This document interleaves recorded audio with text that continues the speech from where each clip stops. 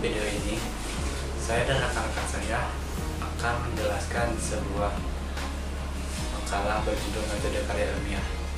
Perkenalkan, sebelumnya nama saya Diego Ramdhani, PM saya 202032. Saya dan rekan-rekan saya salah satu dari mahasiswa STI Negeri 5 Bandung. Dalam video ini, saya dan rekan-rekan saya minta maaf jika banyak kekurangan di video ini. Saya sendiri akan menjelaskan sebuah pengertian metode karya ilmiah.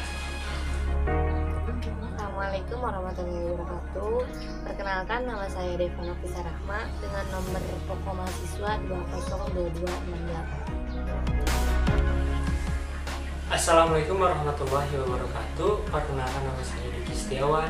Saya dari kelompok 1, NPM saya 202251. Nama saya Indira Widyastuti, NPM 202024. Nama saya Malinda Fitri Insani, NPM 202030. Halo, perkenalkan nama saya Tati Nadia, NPM 202048. Pengertian metode ilmiah. Metode ilmiah adalah suatu keilmuan untuk mendapatkan pengetahuan secara sistematis dan fisis. Pada ilmu fisika, metode ilmiah memastikan didapatkannya suatu bukti-bukti yang tersusun secara sistematis.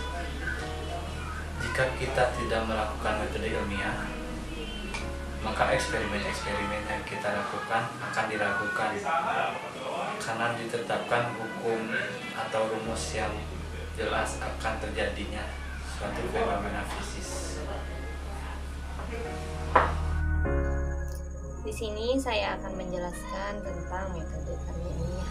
Apa itu metode karya ilmiah? Metode karya ilmiah adalah proses keilmuan untuk mendapatkan pengetahuan secara sistematis melalui bukti fisik. Pada ilmu fisika, metode ilmiah memastikan didapatkan suatu kesimpulan yang didukung oleh bukti-bukti dan tersusun secara sistematis. Jika tidak dilakukan metode ilmiah, maka eksperimen-eksperimen yang dilakukan akan meragukan dan tidak dapat ditetapkan hukum atau rumus yang jelas. Akan terjadinya suatu fenomena fisis. Setelah saya menjelaskan tentang pengertian metode karya ilmiah, yang kedua ada yang dinamakan dengan unsur-unsur metode ilmiah. Unsur-unsur metode ilmiah dibagi menjadi 5. Yang ke-1 karakterisasi, yang kedua hipotesis, yang ketiga prediksi, yang keempat eksperimen, dan yang terakhir evaluasi dan pengulangan.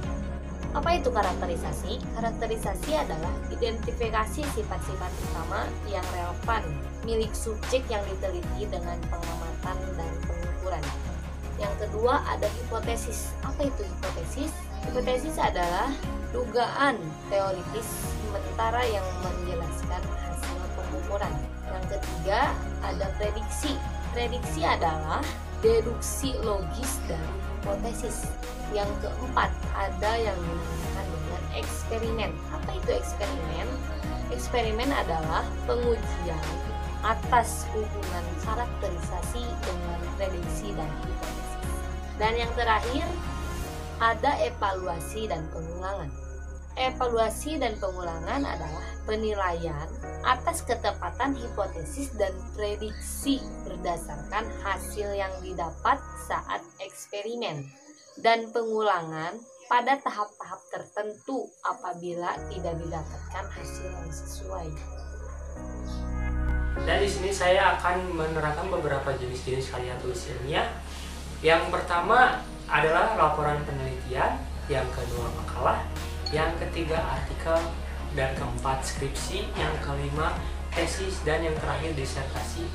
Dan sesudah itu ada pula beberapa ciri-ciri karya ilmiah. Di antaranya adalah yang pertama struktur sajian, yang kedua komponen dan substansi, yang ketiga sikap penulis, dan yang terakhir penggunaan bahasa. Karakteristik metode ilmiah ada 5. Yang pertama, bersifat kritis dan analitis. Yang kedua, bersifat logis. Yang ketiga, bersifat objektif. Yang keempat, bersifat empiris. Yang kelima, bersifat konseptual. Langkah-langkah metode ilmiah ada 6. Yang pertama, observasi awal. Yang kedua, identifikasi masalah. Yang ketiga, perumusan hipotesis. Yang keempat, eksperimen. Yang kelima, analisis hasil. Yang keenam, penarikan kesimpulan. Jenis-jenis karya tulis ilmiah yang pertama adalah laporan penelitian, yaitu laporan ilmiah lengkap dari suatu penelitian dari awal hingga akhir sebagai laporan pertanggungjawaban dan dokumentasi tertulis. Lalu ada makalah yang memuat kajian tentang permasalahan yang berada di lingkungan sekitar. Lalu ada artikel, yaitu karya tulis yang disusun oleh penulis untuk mengungkapkan pendapat, biasanya terdiri dari opini. Lalu ada skripsi, yaitu paparan hasil penelitian untuk sarjana S1 yang membahas permasalahan di bidang tertentu. Lalu ada tesis, yaitu teori yang mendukung argumen, biasanya bersangkutan dengan penelitian pengembangan ilmu. Lalu ada disertasi, yaitu karya tulis ilmiah untuk penyelesaian jenjang S3. Untuk ciri-ciri karya ilmiah terdapat 4 karakteristik utama karya ilmiah. Yang pertama ada struktur sajian. Struktur sajian untuk karya ilmiah sangatlah ketat, dimulai dari pendahuluan, bagian inti yang memuat pembahasan-pembahasan hingga bagian penutup. Yang kedua ada komponen dan substansi. Untuk komponen dan substansi bervariasi termasuk sebagaimana jenis-jenis karya ilmiah tersebut. Tetapi biasanya terdapat pendahuluan, bagian inti, penutup hingga daftar pustaka. Lalu ada sikap penulis. Sikap penulis dalam karya ilmiah sangat objektif yang ditampilkan dengan gaya bahasa yang impresional dan menggunakan kalimat pasif. Lalu yang terakhir ada penggunaan bahasa.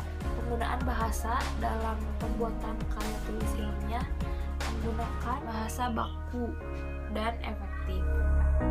Syarat karya ilmiah. Secara umum, karya tulis ilmiah harus berdasarkan syarat tertentu. Hasil karya ilmiah pun harus dapat dipertanggungjawabkan, karena karya tulis ilmiah bukanlah suatu karangan bebas yang dibuat berdasarkan imajinasi atau khayalan penulisnya. Suatu karya ilmiah harus apa adanya dan harus sesuai dengan kenyataannya. Adapun syarat-syarat penulisan karya tulis ilmiah